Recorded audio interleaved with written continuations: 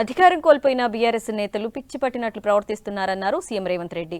అసెంబ్లీలో కేటీఆర్, హరీష్ రావు ఆరాటం తప్ప మరేమీ కనిపించలేదన్న ఆయన రాష్ట్రంలో లంకెబిందులు ఉన్నాయనుకుంటే బీఆర్ఎస్ ఖాళీ గిన్నెలు మిగిల్చి వెళ్లిందన్నారు. 1,00,000 కోట్లు దోచుకున్న కేటీఆర్ ఓ పేద మహిళకు ₹1,00,000 ఇవ్వడంతో ప్రజావాణికి సార్థకత చేకూరిందన్నారు.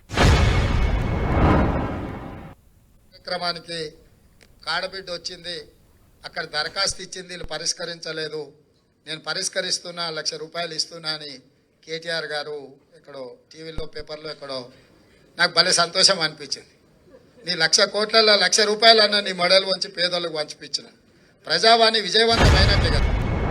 నువ్వు మేనేజ్మెంట్ కోటాలు వచ్చినోడువయ్యా, నీకేం తెలియదు, ఊరికే అరవడం వల్ల ఏం ప్రయోజనం లేదని మొత్తం సభ నడిచిన తీరు మీరు చూసిరు కదా.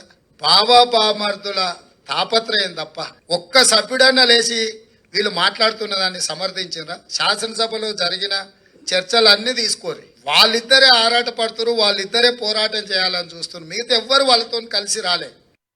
పిల్లల యొక్క రక్త మాంసాలను పీల్చి పిప్పి చేసి సంపాదించుకున్న సంపద ఈరోజు వాళ్ళు తింటున్నారంటే అది రక్తపు కూడు, అది శ్వేతపత్రం కాదు. మా వాళ్ళు ఏం చెప్పిండ్రు? నిజంగా ఉపయోగపడే వాటి అన్నిటినీ కూలగొట్టి మళ్ళీ నిర్మించిందని అన్నారు. ఫర్ ఎగ్జాంపుల్ ఈ సచివాలయమే తీసుకో.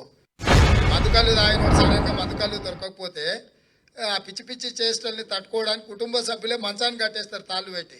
అధికారం పోయిన విడ్రాయల్ సిమ్టమ్స్తోని కేటీఆర్ అట్లా మాట్లాడుతుండు. కొంతకాలం అతన్ని తాళ్ళు పెట్టి మంచాన్ని కట్టాల్సిన పరిస్థితి ఉంటుంది. ఈ అన్నిటిని మేమేం తప్ప అర్థం చేసుకోము. ఎందుకంటే అధికారం కోల్పోయిన బాధలోనో భయంలోనో రకరకాలుగా మాట్లాడుతుంటారు. అన్ని ఖాళీ చేసిపోయినారు నాయన, మొత్తం ఏంది లేదు, వచ్చి చూస్తే ఖాళీ గిన్నెలే కనిపిస్తున్నాయి. మేము లంక బిందెలు అనుకొని వస్తే ఖాళీ కుండలు కనిపిస్తున్నాయాడా?